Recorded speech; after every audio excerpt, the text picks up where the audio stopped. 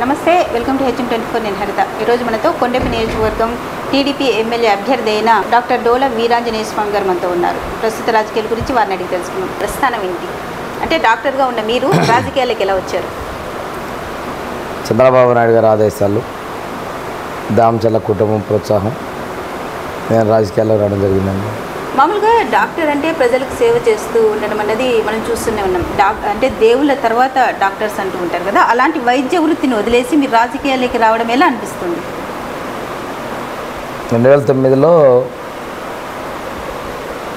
Telugu Desam party పిలుపు మేరకు రాజకీయాల్లోకి వచ్చానండి.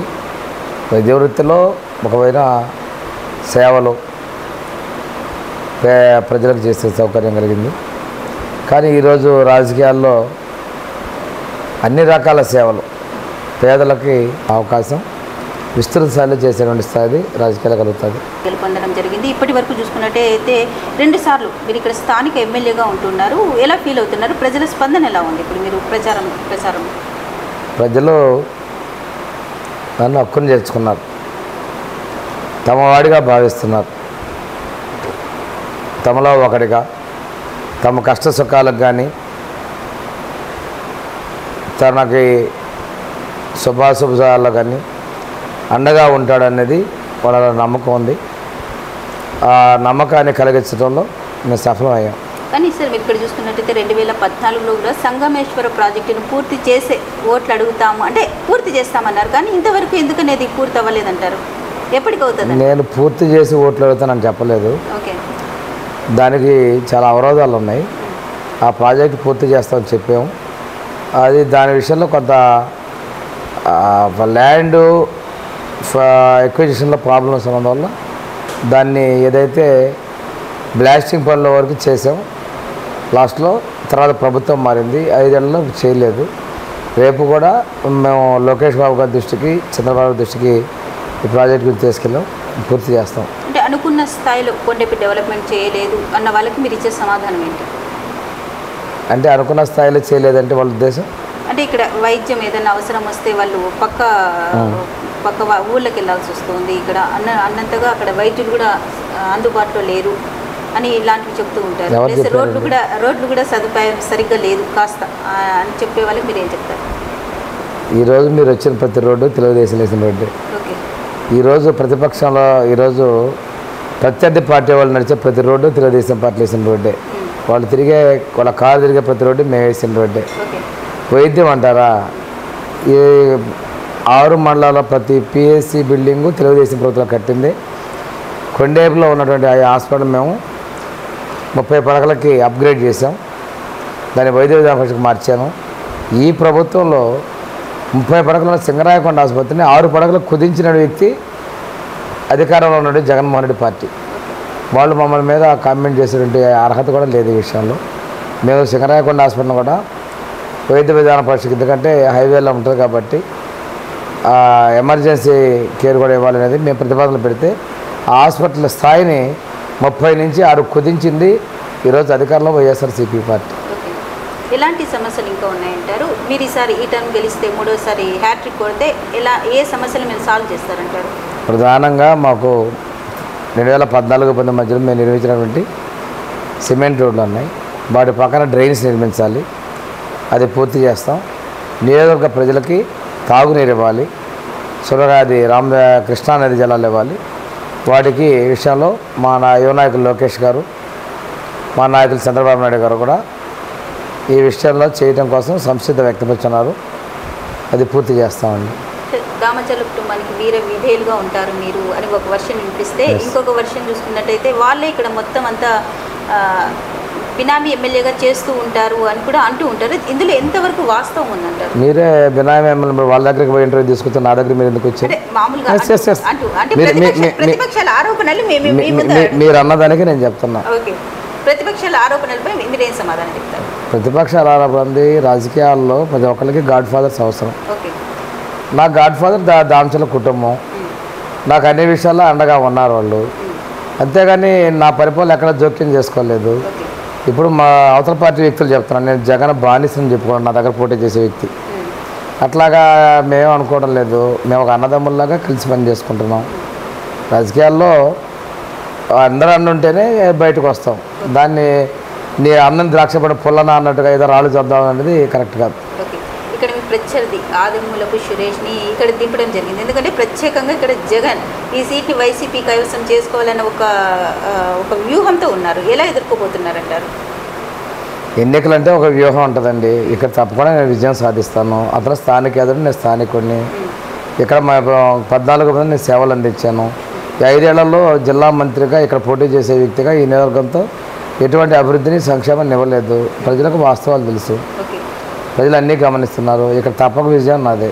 ఓకే, ఈసారి గెలిస్తే మీరు ఫస్ట్ చేసే కార్యక్రమం ఏదంటారు? అంటే ఆల్రెడీ మీరు 2 టైమ్స్ ఇక్కడ ఉన్నారు. ఫస్ట్ సెకండ్ అని కాదండి, మా దగ్గర ఉన్న సమస్యలు ఏవైతే 2014-19 తర్వాత మిగిలిపోయినటువంటి ఎజెండా ఖాళీగా ఏదో ఉందో దాన్ని పూర్తి చేస్తాం. ఓకే, ఈసారి ఎలా ఉండబోతుందంటారు సార్? మీరు సూపర్ 6 ఇచ్చారు, వాళ్ళు ఆల్రెడీ నవరత్నాలు ఇంకా కొన్ని యాడ్ చేసి ఇస్తున్నారు. ఉచిత బస్సు ప్రయాణం అనేది కొత్త పథకం మీది. ఎలా ఉండబోతుందంటే మహిళలంతా ఆకర్షితులు అవుతారు అనుకుంటున్నారా? మహిళలే కాదండి, ప్రజలందరూ కూడా మా మేనిఫెస్టోని స్వీకరించారు. ఓకే, మీరు గమనించామంటారు. మేము ఎక్కడికి వెళ్ళినా కానీ మహిళలు ప్రజలు పెద్ద సంఖ్యలో పాల్గొంటున్నారు ప్రచారాల్లో. ఇవన్నీ యాక్సెప్ట్ చేశారు కాబట్టి రేపు తెలుగుదేశం పార్టీ విజయం సాధిస్తుంది. అంటే ఈ పసుపు కుంకుమ లాస్ట్ సార్ మీరు ఎన్నికల్లో ఇచ్చినది కాస్త బెడిసి కొట్టింది అనుకోవచ్చు అంటారా? ఎందుకంటే ఎలక్షన్స్ బేస్గానే మీరు పసుపు కుంకుమ కార్యక్రమాన్ని మీరు తీసుకురావడం జరిగింది కదా. పసుపు కుంకుమ అనేది కొంచెం లేటుగా మేము ఇవ్వడం జరిగింది. అది బెడిసికొట్టడం కాదు, లేటుగా వేసింది. ప్రజలు అప్పటికే జగన్మోహన్ రెడ్డి ప్రజల్లో ఉంటూ ఒకసారి లేదని ప్రజలు విశ్వసించారు. దాన్ని మేము గమనించలేకపోయాం. అంతేగాని బెడిసి కొట్టడం అని కాదు. బెడిసి కొడితే ఈరోజు మళ్ళీ మా ప్రభుత్వాన్ని కావాలని వాళ్ళు ప్రజలు తహతహలాడుతున్నారు. ఓకే, బాబు షూరిటీ జాబ్ గ్యారంటీ అని చెప్పి మీరు ముఖ్యంగా యువతను ఆకట్టుకునే కార్యక్రమాలు అయితే చేస్తున్నారు. ఎంతవరకు ఇవి సఫలీకృతం అవుతాయి అంటారు? మేము బాబు షూరిటీ యువత గ్యారంటీ జాబ్ గ్యారంటీ చెప్పడం, బాబు షూరిటీ భవిష్యత్తు గ్యారంటీ. ఓకే, భవిష్యత్తు అంటే ఇదే ఆడబిడ్డ అనేది, అదేవిధంగా ఆర్టీసీ, ఇవన్నీ కూడా మా సూపర్ 6 పథకాలు. యువతకి ఉద్యోగాలు ఇస్తాం. అది ప్రభుత్వ రంగం కానీ ప్రైవేట్ రంగం కానీ 20 లక్షల ఉద్యోగాలు ఇవ్వాలి మా లక్ష్యం. అది వచ్చేంతవరకు నిరుద్యోగ భృతి ఇస్తాము. ఇంతకుముందు కూడా మేము ఇచ్చాం. ఈ జగన్మోహన్ రెడ్డి గారు రద్దు చేశారు, మేము మళ్ళీ ఈ ప్రాజెక్ట్ కొనసాగిస్తాం. మామూలుగా ఇప్పుడు చూసుకోవడం షర్మిల ఎంట్రీని కొంతమంది టీడీపీ అధినేత తీసుకొచ్చారు, ఆమెని చంద్రబాబు నాయుడు గారు అంటున్నారు. నిజమే అంటారా ఇది? మేము బీజేపీతో పొత్తులో ఉన్నాం. ఓకే, షర్మిల గారు Congress party, NDA Congress different కూటములు. ఇది ఉత్తర ధ్రువం దక్షిణ ధ్రువాల్లో చంద్రబాబు నాయుడు గారి సంబంధాన్ని అంటగట్టడం ఏంటంటే అది ఆడలేక మధ్యలో కూడా అన్నట్టుగా జగన్మోహన్ రెడ్డి వాళ్ళ పొద్దునైన వాడి వేడి విమర్శలు తట్టుకోలేక మా మీద బుర్ర జల్లే కార్యక్రమం అది. మొన్న చూసుకున్నట్టయితే షర్మిల అంటుంది, ఆరోపిస్తుంది వైఎస్ జగన్ బీజేపీ ఒప్పందంలో ఉన్నారు అని ఆవిడ చెప్తుంది. కానీ ఇక్కడ మనం కూడా చూసుకున్నట్టయితే ఆవిడని అరెస్ట్ చేయడం జరిగింది. తెలంగాణలో కేసీఆర్ బిడ్డ కవితను అరెస్ట్ చేయడం జరిగింది, కేజ్రీవాల్ ముఖ్యమంత్రిని అరెస్ట్ చేయడం జరిగింది. కానీ ఎన్నో కేసులున్న జగన్ ఎందుకు అరెస్ట్ చేయలేకపోతుంది అంటే బీజేపీ వైసీపీ లోపాయికారి ఒప్పందంలో ఉన్నారు అని ఒక వర్షన్ అయితే వినిపిస్తుంది. ఇది ఎంతవరకు వాస్తవం అంటారు? అంటే గతం మాకు తెలియదండి. ఈరోజైతే మేము బీజేపీతో పొత్తులో ఉన్నాం. జగన్మోహన్ రెడ్డి మేము ఒంటరిగా ఉన్నాం, మీరు పొత్తు ఎందుకు పెట్టుకుని మాట్లాడుతున్నాడు. ఈ తెలుగుదేశం జనసేన బీజేపీ పొత్తులో ఉన్నాం, ఎన్డీఏ కూటమిలో ఉన్నాం. అంటే ఎన్ని ఓట్లు వచ్చే అవకాశం ఉంటుందంటారు? ఈసారి ఎంత మెజార్టీతో గెలుపొందబోతున్నారు? టీడీపీ ఎన్ని సీట్లు గెలుచుకుంటున్నారు? 160 పైగా స్థానాలు తెలుగుదేశం పార్టీ బీజేపీ ఎన్డీఏ కూటమి గెలుస్తుంది. నేను మంచి భారీ మెజార్టీతో గెలుస్తున్నాను. పవన్ కళ్యాణ్ కూడా ఏమన్నా వచ్చి ఇక్కడ ప్రచారం చేసే అవకాశం ఏమన్నా ఉందంటారు? ఉండకపోవచ్చు అనుకుంటానండి. నాకైతే ప్రస్తుతానికి మెసేజ్ లేదు. ఓకే, భవిష్యత్తులో కూడా ఉండదంటారు? ఉండకపోవచ్చేమో. సార్ మీరు 2014లో మీరు విన్ అయ్యారు, 2019లో కూడా అంటే 2 టైమ్స్ మీరు విన్ అయ్యారు కదా. ఎలాంటి డెవలప్మెంట్స్ అన్నవి ఇక్కడ చేశారు మీరు? 14-19లో మేము డెవలప్మెంట్ చేసామండి. ఈరోజు రాజ్యాంగం అంబేద్కర్ గారి రాజ్యాంగం అమలు కావటం లేదు. జగన్మోహన్ రెడ్డి రాజారెడ్డి రాజ్యాంగం అమలు చేస్తూ ఉన్నాడు.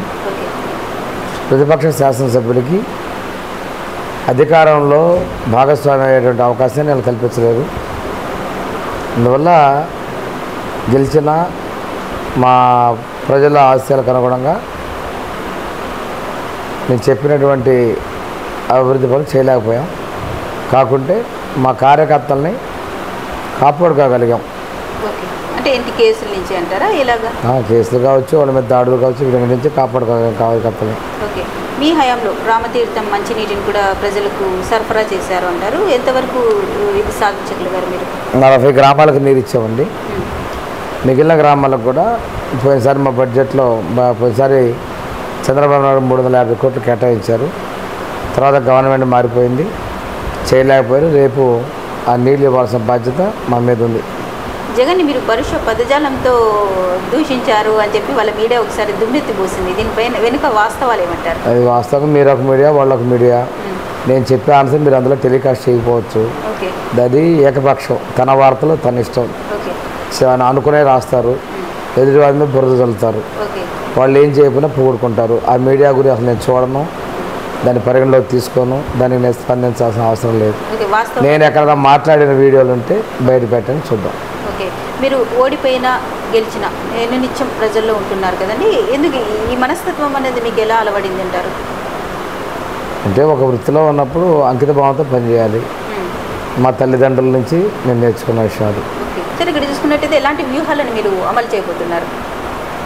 ఎందుకంటే ఇక్కడ చూసుకున్నట్టయితే ఒక మంత్రిని ఇక్కడికి రంగంలోకి తింపారు. ఈ సీటుని కైవసం చేసుకోవాలని వైసీపీ బాగా ప్రయత్నం చేస్తున్నట్టుంది. అంటే ఎలాంటి వ్యూహాలు అనేవి, ఎలాంటి పథకాలు అనేవి మీరు చేసిన ఎలాంటి డెవలప్మెంట్స్ అన్నవి ఈసారి మీకు ఓటు రూపంలో పడే అవకాశం ఉందంటారు? రాజకీయ పార్టీలు వాళ్ళ అభ్యర్థులు గెలవాలని కోరుకోవడం తప్పులేదు. ఈ సురేష్ ఎర్రగొండపాలెంలో ఫెయిల్ అయ్యాడు, అక్కడ ఓడని చెందుతాడని, ఇక్కడ వాళ్ళకున్న ఇన్ఛార్జి కూడా ఓడిపోతాడని ట్రాన్స్ఫర్ ప్రయత్నం చేశాడు. అంత మాత్రాన అతనైతే ఇక్కడ గెలుస్తాడని కాదు, తీవ్ర వ్యతిరేకత ఎదుర్కొంటున్నాడు ఆయన. ఇక్కడ తప్పకుండా బిజినెస్ సాధించింది నేనండి. మా పార్టీ మేనిఫెస్టో సూపర్ 6 ఏదైతే ఉందో 18 నుంచి 59 సంవత్సరాల మధ్యలో ఆడపడుచుకి ఆడబిడ్డ నిధి కింద ప్రతి నెల 1500 పరిచయం కావచ్చు, సంవత్సరానికి 3 ఉచిత గ్యాస్ సిలిండర్ కావచ్చు, తల్లికి వందనం. ఆ రోజు జగన్మోహన్ రెడ్డి 2 పిల్లలకి 30,000 ఇస్తారని ఒక బిడ్డకు 13,000 ఇస్తున్నాడు. అలా కాకుండా మేము 4 పిల్లలున్నా 4 15 60,000, 5గురున్నా 75,000 లెక్కన ఈ తల్లికి వందన కార్యక్రమం అమలుపరుస్తామని చెప్పడం, ఇవన్నీ కూడా ప్రజలు చాలా స్వాగతించారు. ఇంతకుముందు మేము పెళ్లి కానుకలు ఇచ్చాం ముస్లిమ్స్కి, మిగిలిన ఎస్సీ ఎస్టీ బీసీలకి. అవన్నీ కూడా వీళ్ళు రద్దు చేశారు.